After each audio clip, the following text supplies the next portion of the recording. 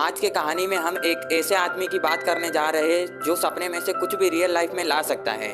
कहानी की शुरुआत में हमें सैन्यू नाम का एक आदमी दिखाया जाता है जो राइटर होता है। वो बहुत दिन से सोया नहीं होता, उसके पास पैसे भी नहीं होते, इसीलिए वो जब सोने जाता है तभी उसे बुरे बुरे सपने आने लगते हैं। असल बात यह है कि जब भी सैन्यू सोता है तभी एक काला कलर का आदमी उस पर हमला करने लगता है। और आज सैन्यू जब ट्रेन में होता है तभी वो काला कलर का आदमी सैन्यू के सर पे वार करता है, जिससे सैन्यू की अचानक से नींद खुल जाती है। तभी सैन्यू के घर पे एक आदमी आता है। ये दरअसल सैन्यू का मकान मालिक होता है। सैन्यू इसको पैसा नहीं देता है, इसीलिए सैन्यू इससे भाग रहा होता है। सैन्यू ये भूत वाले आदमी के बारे में बहुत पंडितों को बताता है, जिसके वजह से इसके पूरे पैसे खर्चे हो जाते हैं। तभी एक आदमी इसको फ्री में खाना खिलाता है। तभी हमें रे नाम की लड़की दिखाई जाती है जिसे सैन्यू बहुत पसंद करता है। सैन्यू रे का गाना सुन के उसका दीवाना हो जाता है। तभी उसके पास उसका बॉस आ जाता है जिसका नाम सांगे होता है। पता नहीं क्यों राइटर इसको देख के भागने लगता है, क्योंकि ये बहुत दिन से सोया नहीं था, इसीलिए बॉस को अपने सपने में आने वाले भूत के बारे में बताता है। तभी सैन्यू का बॉस बोलता है, अगर तुमने 10 दिन में कहानी नहीं लिखी तो मैं तुम्हें काम से निकाल दूंगा। सैन्यू जब सांगे से बात करके घर पे जाता है तभी उसे पता चलता है उसका मकान मालिक उसके सारे सामान बाहर निकाल चुका है। तभी वो एक कैफे में जाता है और कहानी लिखने बैठता है। भूख के कारण उसको कुछ सूझ नहीं रहा होता है, इसीलिए सो गया वो। और जैसे ही सैन्यू को नींद आती है तभी पीछे से वो काला कलर का आदमी उसको मारने लगता है। जैसे ही सैन्यू का नींद खुलता है तभी उसे पता चलता है उसका लैपटॉप भी गुम हो चुका होता है।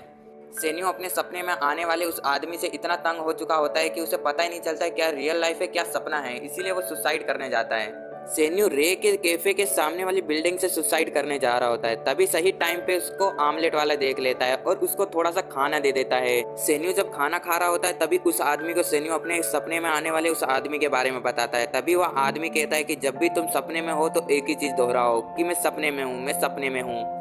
और सैन्यू अपना मोबाइल गिरवी रख के मॉल में खाना लेने जाता है। खाना लेने के बाद वो कुछ खाना अपने पॉकेट में छुपा भी लेता है। हालांकि वहाँ पर कैमरे रहते हैं, फिर भी वो खाना छुपा लेता है। जब वो खाना खा रहा होता है तभी सैन्यू के सामने रे आ जाती है। जल्द ही रे उस आदमी में बदल जाती है, जो आदमी उसे कांच पे मार देता है। जैसे ही सैन्यू उस आदमी को देखता है तभी वह आदमी सैन्यू के पेट में तलवार घोंप देता है। सैन्यू उस तलवार को पकड़ता है और दोहराने लगता है, मैं।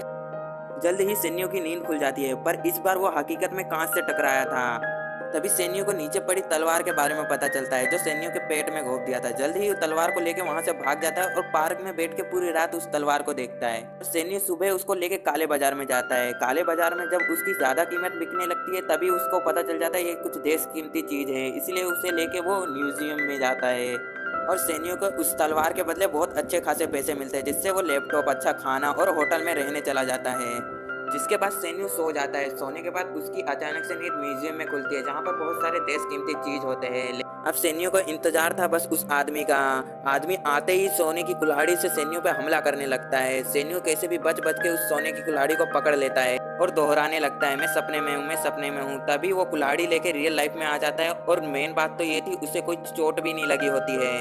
सैन्यू को पता चल चुका है उसके पास अब पावर आ चुकी है और इसी तरह सैन्यू अमीर बन जाता है और अपनी अय्याशी में लग जाता है। सैन्यू को जैसे ही पैसे की जरूरत पड़ती तो वो नींद में चला जाता और म्यूजियम में आ जाता। म्यूजियम में आने के बाद वो देश कीमती चीजों को देखने लगता है। तभी वो इंतजार करने लगता है उस आदमी का, पर इस बार आदमी मशीन गन के साथ होता है और इस बार वो आदमी सैन्यू पे हमला करने लगता है और सैन्यू को मार देता है। सैन्यू फिर से नींद में जाता है और उसी जगह पे वो उठता है। उठने के बाद वो जल्द ही दो चीजों को ले लेता है और बच के सपने में से बाहर आ जाता है, जिससे सैन्यू उसे फिर जाके किसी अमीर आदमी को बेच देता है और बहुत सारे पैसे ले लेता है। सैन्यू जैसे ही बाहर आता है उसे सांगे मिलता है। सैन्यू क्योंकि अब अमीर हो चुका है इसीलिए सांगे को बताता है, मैं तुम्हारी कोई भी कहानी नहीं लिखूंगा, इसीलिए तुम यहाँ से चले जाओ। सैन्यू तो अब तो अमीर हो चुका है, इसीलिए कौन लिखेगा अब कहानी। और सैन्यू इस बार रे के पास जाता है। रे के पास जाते ही उसे पता चलता है कि रे के ऊपर बहुत कर्जा हो चुका है, इसीलिए रे का केबे बिकने वाला है। सैन्यू जब सांगे के साथ बहुत सारी ड्रिंक पी लेता है तभी सांगे सैन्यू को ले जाके बेड पे सुला देता है, जिसके कारण सैन्यू नींद में पहुंच जाता है और वो जैसे ही उठता है उसके हाथों में बहुत सारे सोने की और सांगा सैन्यू का पाँव पकड़ के रोने लगता है। सांगा सैन्यू से बोलता, अरे भाई मेरे को भी अपने साथ रख ले, भले तेरा सुबह सुबह मैं गाड़ दो दूंगा। और अब सैन्यू सांगा को अपने साथ रख लेता और हमें पता चलता है कि सैन्यू रे का कैफे खरीद लेता है और सैन्यू रे के साथ होटल में घूमने लगता है। तभी हमें बताया जाता है कि सैन्यू नई नई जगह पे जाके चोरियां करता और सांगा उसके बॉडी का ध्यान रखता। सैन्यू बहुत सारे पैसे चुराने लगता है और वो अजीब से आदमी से फाइट करने लगता है और सैन्यू बहुत सारी चीजें रियल लाइफ में लाने लगता है, जैसे कि लाल गाड़ी। तभी दिखाया जाता है कि रे के कैफे में बहुत भीड़ होने लगती है और बाहर दिखाया जाता है कि सैन्यू सभी को पैसे देके अंदर भेज रहा होता है और वो ऑमलेट वाले की भी मदद करता है। तभी हमें दिखाया जाता है कि सेन्यू रे का बहुत अच्छा फ्रेंड बन जाता है और रे को अपनी कार गिफ्ट कर देता है। तभी रे कार चलाने लगती है और हमें बताया जाता है जब कैफे में रे गाना गा रही होती है तभी उसके बॉयफ्रेंड से उसका ब्रेकअप हो जाता है और सेन्यू रे को लेके फिल्म दिखाने चला जाता है। पर रे को तो सेन्यू का लिखा हुआ फिल्म देखना था, इसीलिए सेन्यू जल्द ही एक कहानी लिखता है और सांगे को दे देता है। सांगा उस कहानी को पढ़ के बहुत रोने लगता है क्योंकि कहानी बहुत अच्छी होती है। और अब सेन्यू अपने पैसे लगा के बहुत महंगे महंगे डायरेक्टर को बुला के फिल्म बनाता है। इससे तो सेन्यू ने बहुत सारी कहानी लिखे थे लेकिन वो अपना नाम नहीं बताता था क्योंकि वो एक आम आदमी की तरह देश विदेश घूमना चाहता था। और अब सेन्यू सपने में एक साधु को देखता है। साधु का जैसे ही वो बेल्ट लेने जाता है तभी साधु उसकी छाती पे 2 उंगली रख देता है जिसकी वजह से उसकी छाती पे निशान हो जाता है। और अब उस साधु के साथ सारा खजाना गायब होने लगता है। और अब सेन्यू जैसे ही रे को सच बताने जाता है उसकी छाती में बहुत दर्द होता है। जैसे ही वो अपनी छाती देखता है तभी उसे 2 काली निशान दिखता है। अब वो सोने के लिए तैयार हो जाता है। जैसे ही वो सोता है सेन्यू जैसे ही उस आदमी के पास जाने लगता है तभी सेन्यू को पता चलता है कि वो सेन्यू का ही हमशक्ल है और वो हवा में उड़ने लगता है। और धीरे धीरे सेन्यू को उसी जगह पे घाव होना चालू हो जाता है जहाँ पर सेन्यू को सपने में घाव लगते हैं। जल्द ही सेन्यू उस आमलेट वाले के पास राज पूछने जाता है लेकिन सेन्यू को बीच रास्ते में ही किडनैप कर लिया जाता है। वांग नाम का ये आदमी ही सेन्यू को किडनैप करने के लिए आदमी भेजा था। और जब सांगा पैसे लेकर पहुंचता है तो उसे भी किडनैप कर लेते हैं। अब सेन्यू के पास कोई रास्ता नहीं होता है इसीलिए सारे आदमी के साथ वो खुफिया कमरे की ओर जाता है। कमरे के अंदर बहुत तेज कीमती चीजें होती है जिसे देख के वांग को सेन्यू के ऊपर शक हो जाता है और रे भी उस होटल में आ जाती है। जल्द ही रे को भी पकड़ के वांग के पास ले जाया जाता है।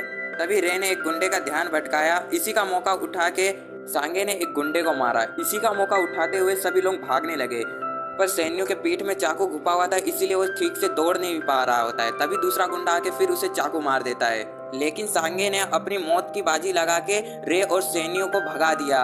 तभी हमें दिखाया जाता है कि सांगे को मार देते हैं और अब सेन्यू भी बेहोश हो जाता है। पर जब उसकी नींद खुलती है तो अचानक से वो बर्बाद सी जगह पर पहुंच जाता है। अचानक से सेन्यू को पुरानी चीजें याद आने लगी, रियल लाइफ और सपने की सारी बातें याद आने लगी। अभी सेन्यू के सामने एक कांच दिखाया जाता है जिसे सेन्यू तोड़ने लगता है और बोलने लगता है मैं सपने में हूँ, मैं सपने में हूँ। लेकिन सेन्यू का बहुत खून बह चुका होता है। फिर हमें दिखाया जाता है कि सेन्यू भी उस अजीब आदमी जैसा हो चुका है। अचानक से उसके हाथ में तलवार आ जाती है और वो कांच को तोड़ने लगता है।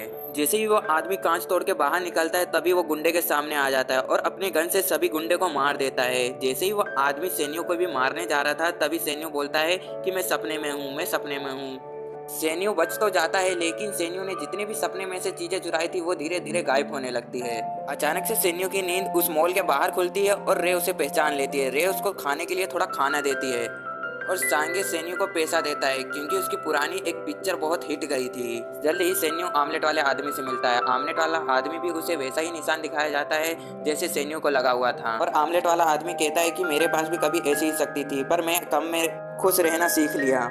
फिर हमें पता चलता है कि वो काला आदमी अभी भी सेन्यू का पीछा कर रहा है।